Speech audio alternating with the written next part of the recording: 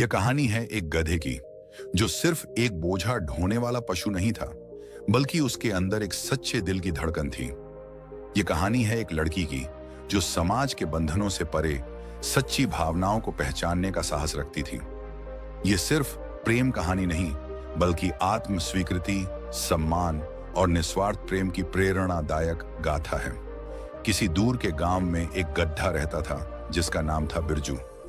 वह दिन भर लकड़हारे के लिए भारी लकड़ियों का बोझा ढोता और बदले में सिर्फ सूखी घास और थोड़ा पानी मिलता। उसके जीवन में कोई रंग नहीं था, सिर्फ थकावट और तिरस्कार। गांव के लोग उसे मंदबुद्धि और बेकार समझते थे, लेकिन बिरजू के दिल में एक सपना था। वह चाहता था कि कोई उसे समझे, उसे प्यार करे। वह अक्सर रात को जंगल में जाकर चांद को देखता और सोचता, क्या मैं सिर्फ एक बोझा ढोने के लिए ही पैदा हुआ हूं? क्या कोई मुझे मेरे दिल की अच्छाई से पहचानेगा? उसी गांव में एक लड़की थी, जिसका नाम सुमन था। वह बाकी लोगों से अलग थी। जहां गांव वाले जानवरों को सिर्फ काम के लिए देखते थे, वहीं सुमन उन्हें प्यार से समझने की कोशिश करती थी। वह पशुओं के साथ समय बिताती, उनकी देखभाल करती और उनसे बातें करती। एक दिन जब सुमन जंगल में गई, तो उसने बिरजू को अकेले आसमान की ओर ताकते हुए देखा।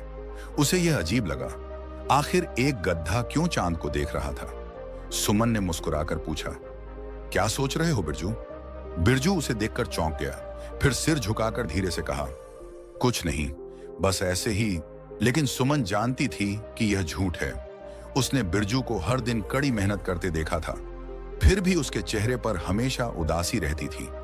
इसके बाद सुमन हर दिन बिरजू से मिलने लगी। वह उससे बातें करती, उसके लिए ताजा घास और मीठे फल लाती। धीरे धीरे बिरजू ने भी अपने मन की बातें कहना शुरू किया। मैं सिर्फ एक गधा नहीं हूं सुमन, मेरे अंदर भी सपने हैं। मैं चाहता हूं कि कोई मुझे मेरी अच्छाई के लिए पहचाने, न कि सिर्फ मेरे बाहरी रूप के लिए। सुमन ने उसकी बात ध्यान से सुनी और फिर मुस्कुराते हुए कहा, तुम दूसरों की मदद करते हो, बिना किसी शिकायत के। तुम सच्चे हो, ईमानदार हो, यही तुम्हारी सबसे बड़ी खूबसूरती है। बिरजू के लिए यह पहली बार था जब किसी ने उसकी कदर की थी। गांव में जब लोगों को पता चला कि सुमन एक गधे से बातें करती है, तो वे हंसने लगे। कुछ ने उसे पागल कहा, तो कुछ ने उसे समझाने की कोशिश की कि यह सिर्फ एक जानवर है। लेकिन सुमन ने परवाह नहीं की। उसने बिरजू को प्रेरित किया कि वह खुद को कमजोर न समझे। एक दिन गांव में एक बड़ी समस्या आ गई। एक गहरी खाई के कारण कोई भी जंगल से लकड़ियां नहीं ला पा रहा था। तब सुमन ने सुझाव दिया कि बिरजू ही इस काम में मदद कर सकता है, क्योंकि वह सबसे मजबूत था। गांव वालों ने अनमने ढंग से उसकी बात मानी, लेकिन जब बिरजू ने अपनी मेहनत और बुद्धिमानी से समस्या हल कर दी, तो सब हैरान रह गए। अब लोग बिरजू का सम्मान करने लगे। लेकिन असली जीत तब हुई जब सुमन ने सबके सामने कहा, मैंने हमेशा बिरजू को उसके दिल की खूबसूरती से देखा है, न कि उसकी शक्ल से। प्रेम सिर्फ इंसानों तक सीमित नहीं होता, ये वहां भी पनपता है जहां सच्ची भावना होती है। गांव वालों को पहली बार एहसास हुआ कि सच्चा प्रेम केवल बाहरी सुंदरता पर निर्भर नहीं करता। बिरजू और सुमन की दोस्ती, उनका प्रेम एक मिसाल बन गया। सीख इस कहानी से हमें यह सीख मिलती है कि सच्ची सुंदरता आत्मा में होती है, न कि शरीर में। प्रेम और सम्मान किसी भी रूप में आ सकते हैं, बस हमें उसे पहचानने की नजर चाहिए। यह कहानी एक छोटे से गांव के लड़के अजय की है, जो कठिनाइयों के बावजूद अपनी मेहनत और लगन से सफलता हासिल करता है। यह कहानी हमें सिखाती है कि सच्ची मेहनत कभी व्यर्थ नहीं जाती और समय आने पर उसका फल अवश्य मिलता है। अजय एक गरीब परिवार से था। उसके माता पिता किसान थे, जो बड़ी मुश्किल से 2 वक्त की रोटी का इंतजाम कर पाते थे। घर की आर्थिक स्थिति कमजोर होने के कारण अजय को पढ़ाई के साथ साथ अपने माता पिता की भी मदद करनी पड़ती थी। वह सुबह खेतों में काम करता और फिर स्कूल जाता। उसकी मेहनत देखकर उसके गांव के लोग अक्सर कहते, इतनी मेहनत करने के बाद भी तुम्हें क्या मिलेगा? गरीब के नसीब में तो सिर्फ संघर्ष ही लिखा होता है। लेकिन अजय इन बातों पर ध्यान नहीं देता था। अजय पढ़ाई में बहुत अच्छा था। उसे किताबें पढ़ने का बहुत शौक था, लेकिन पैसे की कमी के कारण उसके पास किताबें खरीदने के लिए पैसे नहीं होते थे। फिर भी वह स्कूल की लाइब्रेरी में घंटों बैठकर पढ़ाई करता। उसके अध्यापक उसकी लगन देखकर बहुत प्रभावित होते और उसकी मदद करने की कोशिश करते। एक दिन गांव में एक बड़ा परीक्षा प्रतियोगिता का आयोजन हुआ, जिसमें जिले भर के छात्र भाग लेने आए। अजय ने भी इसमें भाग लिया। वह पूरी लगन से तैयारी करता रहा। जब परीक्षा का परिणाम आया तो अजय ने पूरे जिले में पहला स्थान प्राप्त किया। अब उसे आगे की पढ़ाई के लिए शहर के एक बड़े स्कूल में छात्रवृत्ति मिल गई। यह उसके जीवन का पहला बड़ा अवसर था। शहर में आकर अजय को बहुत कुछ नया सीखने को मिला। वहां के बच्चे अच्छे कपड़े पहनते, महंगी किताबें खरीदते, लेकिन अजय के पास ऐसा कुछ भी नहीं था। फिर भी उसने कभी हार नहीं मानी और अपनी मेहनत जारी रखी। शहर में रहते हुए भी वह अपने गांव को नहीं भूला। जब भी उसे समय मिलता, वह गांव जाकर छोटे बच्चों को पढ़ाता और उन्हें प्रेरित करता। उसकी इस सेवा भावना के कारण गांव के लोग भी अब उसकी प्रशंसा करने लगे थे। अजय की मेहनत रंग लाई। उसने अपनी पढ़ाई पूरी की और इंजीनियरिंग कॉलेज में दाखिला लिया। लेकिन यहां भी उसकी आर्थिक परेशानियां खत्म नहीं हुईं। कॉलेज की फीस भरने के लिए उसने ट्यूशन पढ़ाना शुरू किया। दिन में वह पढ़ाई करता और रात को छात्रों को पढ़ाता। कभी कभी तो उसे रात भर बिना सोए काम करना पड़ता था, लेकिन उसने कभी हार नहीं मानी। एक दिन कॉलेज में एक प्रतिष्ठित कंपनी द्वारा प्लेसमेंट ड्राइव आयोजित की गई। अजय ने इसमें भाग लिया और अपने ज्ञान और मेहनत के दम पर इंटरव्यू में चयनित हो गया। उसे एक अच्छी नौकरी मिल गई, जिससे उसकी और उसके परिवार की जिंदगी पूरी तरह बदल गई। सफलता पाने के बाद भी अजय ने अपने गांव को नहीं छोड़ा। उसने अपने गांव में एक स्कूल खोला ताकि गरीब बच्चों को मुफ्त शिक्षा मिल सके। अब गांव के लोग उसे गर्व से देखते और अपने बच्चों को उसकी तरह बनने की प्रेरणा देते। एक दिन वही लोग जो कभी उसकी मेहनत पर संदेह करते थे, अब कहते, सच्ची मेहनत का फल मीठा होता है।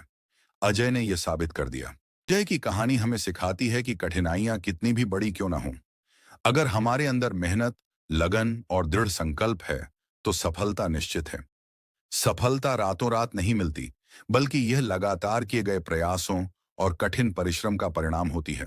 यह कहानी हर उस व्यक्ति के लिए प्रेरणा है जो जीवन में कुछ बड़ा करना चाहता है। कठिनाइयां आएंगी, लोग ताने भी देंगे, लेकिन अगर आप अपने लक्ष्य पर अडिग रहेंगे और सच्ची मेहनत करेंगे तो एक दिन सफलता आपके कदम चूमेगी। बहुत समय पहले की बात है। एक विशाल राज्य था जहां की रानी अनन्या अपनी सुंदरता, बुद्धिमानी और दयालुता के लिए जानी जाती थी। वह पूरे राज्य में प्रिय थी, लेकिन उसके हृदय में एक अजीब सी बेचैनी थी। महल की ऊंची दीवारों के भीतर रहते हुए भी उसे हमेशा ऐसा लगता था जैसे वह किसी अदृश्य बंधन में बंधी हुई है। रानी अनन्या को प्रकृति से बहुत लगाव था। वह अक्सर अपने सेवकों के साथ राजमहल के पास स्थित जंगलों में भ्रमण करने जाया करती थी। एक दिन वह जंगल में घूमते हुए एक पुराने आश्रम के पास पहुंची। वहां एक साधु ध्यान में लीन थे। उनकी आंखों में गहरी शांति और चेहरे पर एक अलौकिक तेज था। रानी को न जाने क्यों उस साधु के प्रति एक विशेष आकर्षण महसूस हुआ। उसने पास जाकर विनम्रता से प्रणाम किया और पूछा, महाराज, आप कौन हैं? साधु ने मुस्कुराते हुए आंखें खोली और बोले, मैं केवल एक साधारण योगी हूं जो इस संसार के सत्य की खोज में है। उनकी वाणी में ऐसी गहराई थी कि रानी मंत्रमुग्ध हो गई। उसने और भी प्रश्न पूछे और साधु ने बड़े सहज भाव से उत्तर दिए। इस प्रकार उनकी बातचीत का सिलसिला शुरू हुआ।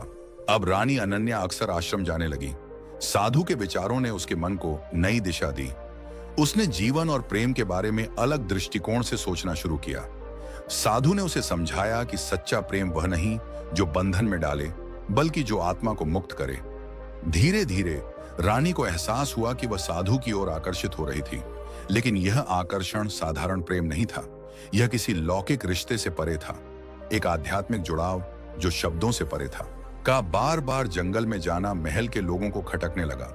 बात राजा तक पहुंची तो वे अत्यंत क्रोधित हुए। उन्होंने रानी को बुलाकर सख्त स्वर में कहा, तुम एक साधु से मिलने जाती हो? यह उचित नहीं। तुम एक रानी हो, तुम्हें अपने कर्तव्य निभाने चाहिए। रानी ने विनम्रता से उत्तर दिया, राजन, मैं केवल सत्य की खोज कर रही हूं। इस राजमहल की शान और शौकत में भी मुझे अपूर्णता महसूस होती है। साधु की वाणी से मुझे आत्मिक शांति मिलती है। राजा को यह बात बिल्कुल पसंद नहीं आई। उन्होंने तुरंत सैनिकों को आदेश दिया कि उस साधु को राज्य से बाहर निकाल दिया जाए। सैनिकों ने साधु को पकड़ लिया और राज्य की सीमाओं से बाहर ले जाकर छोड़ दिया। जब रानी को यह पता चला तो वह अत्यंत दुखी हुई। उसने अपने भीतर झांक कर देखा और समझा कि उसका असली स्थान महल में नहीं, बल्कि उस व्यक्ति के पास था जिसने उसे सच्चे प्रेम और मुक्ति का मार्ग दिखाया था। उसने अपने राजसी वस्त्र त्याग दिए और साधु के मार्ग का अनुसरण करने का निर्णय लिया। रात के अंधेरे में वह महल छोड़कर जंगल की ओर चल पड़ी। कई दिनों की कठिन यात्रा के बाद रानी अनन्या उस स्थान पर पहुंची जहां साधु ध्यान कर रहे थे। उन्होंने जब उसे इस अवस्था में देखा तो चकित रह गए। रानी, तुम यहां क्यों आई हो? साधु ने पूछा। रानी ने मुस्कुराते हुए उत्तर दिया, अब मैं केवल रानी नहीं हूं, मैं एक साधारण मनुष्य हूं जो प्रेम और मुक्ति की खोज में है। मैंने सब कुछ त्याग दिया केवल सत्य और शांति की प्राप्ति के लिए। साधु ने गहरी सांस ली और बोले, सच्चा प्रेम वही है जो आत्मा को मुक्त कर दे, न कि उसे किसी और बंधन में बांध दे। यदि तुमने यह सीख लिया है तो तुमने जीवन का सबसे बड़ा सत्य पा लिया है। इसके बाद रानी अनन्या ने अपना शेष जीवन साधु के मार्गदर्शन में बिताया, सत्य और आत्मज्ञान की खोज में। उनके प्रेम की कोई सामाजिक पहचान नहीं थी, पर यह प्रेम किसी भी सांसारिक प्रेम से ऊंचा था, एक दिव्य और अनंत प्रेम। सीख, सच्चा प्रेम किसी भी बंधन में नहीं डालता, बल्कि आत्मा को स्वतंत्र करता है। यह प्रेम केवल दो शरीरों के बीच नहीं, बल्कि दो आत्माओं के बीच होता है। एक छोटे से गांव में एक लड़का रहता था जिसका नाम अर्जुन था। वह एक मध्यम वर्गीय परिवार से था, लेकिन उसकी सोच बड़े सपनों से भरी हुई थी। हालांकि उसे समय की कद्र करना नहीं आता था। वह हर दिन आलस्य में अपना समय व्यर्थ करता, पढ़ाई में मन नहीं लगाता और दोस्तों के साथ इधर उधर घूमता रहता। उसके माता पिता ने उसे कई बार समझाया कि समय बहुत अनमोल होता है, लेकिन वह उनकी बातों को हल्के में लेता। अर्जुन को लगता था कि उसके पास बहुत समय है और वह जब चाहे अपने जीवन को सुधार सकता है, लेकिन उसे यह नहीं पता था कि समय कभी किसी का इंतजार नहीं करता। अर्जुन स्कूल में औसत छात्र था। उसके शिक्षक उसे हमेशा मेहनत करने की सलाह देते, लेकिन वह उनकी बातों को भी गंभीरता से नहीं लेता। परीक्षा का समय आता तो वह आखिरी समय में पढ़ने की कोशिश करता, लेकिन तब तक बहुत देर हो चुकी होती। नतीजा यह होता कि उसके अंक बहुत कम आते और उसके दोस्त उससे आगे निकल जाते। उसके पिता एक मेहनती किसान थे जो सुबह से शाम तक खेतों में मेहनत करते थे। उन्होंने अर्जुन को भी कई बार मेहनत करने और समय की कद्र करने की सीख दी, लेकिन अर्जुन अपनी ही दुनिया में मस्त रहता। एक दिन उसके पिता ने उसे अपने पास बुलाया और प्यार से समझाया, बेटा, समय किसी के लिए नहीं रुकता। जो आज मेहनत करेगा वही कल सफल होगा। अगर तुम अपना समय बर्बाद करोगे तो भविष्य में पछताने के अलावा कुछ नहीं बचेगा। लेकिन अर्जुन ने उनकी बातों को नजरअंदाज कर दिया। समय बीतता गया और धीरे धीरे अर्जुन की परीक्षाएं करीब आ गईं। उसके सभी दोस्त पूरी मेहनत से पढ़ाई कर रहे थे, लेकिन अर्जुन अभी भी मस्ती में डूबा हुआ था। उसे लगा कि आखिरी समय में थोड़ी पढ़ाई करके वह अच्छे अंक ला सकता है। परीक्षा का दिन आया। अर्जुन ने जैसे तैसे उत्तर लिखे, लेकिन आत्मविश्वास की कमी थी। जब परिणाम आया तो वह बुरी तरह असफल हो गया। उसके सभी दोस्त अच्छे अंकों से पास हुए और अगली कक्षा में चले गए, लेकिन अर्जुन को 1 साल पीछे रहना पड़ा। यह उसके लिए बहुत बड़ा झटका था।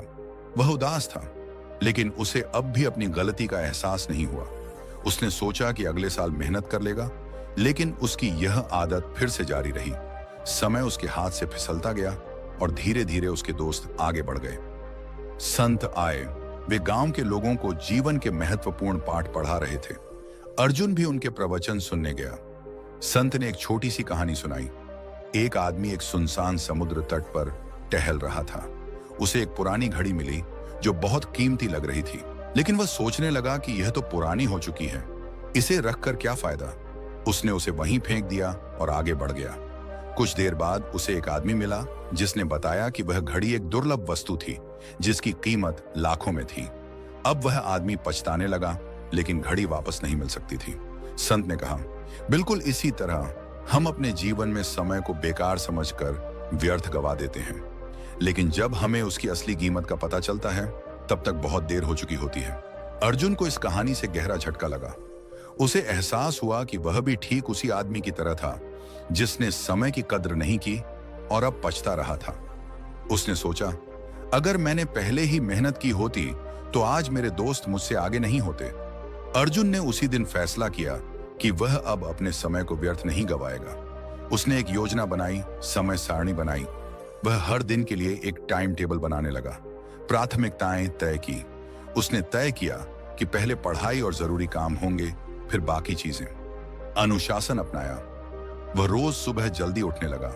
और अपना हर काम समय पर करने लगा।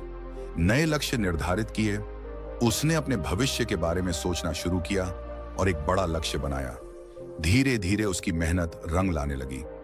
उसके अंक सुधरने लगे, शिक्षकों ने उसकी प्रशंसा करनी शुरू कर दी और उसके माता पिता भी गर्व महसूस करने लगे। समय के साथ अर्जुन ने अपने आलस्य को पूरी तरह त्याग दिया। अगले वर्ष जब परीक्षाएं हुई तो उसने पूरे आत्मविश्वास से उत्तर लिखे।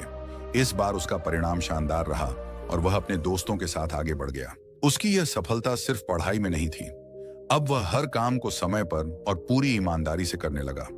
गांव के लोग भी उसकी मेहनत और बदलाव से प्रभावित हुए। एक दिन उसके पिता ने प्यार से उसके सिर पर हाथ रखा और कहा, बेटा, अब तुमने समझ लिया कि समय का मूल्य क्या होता है।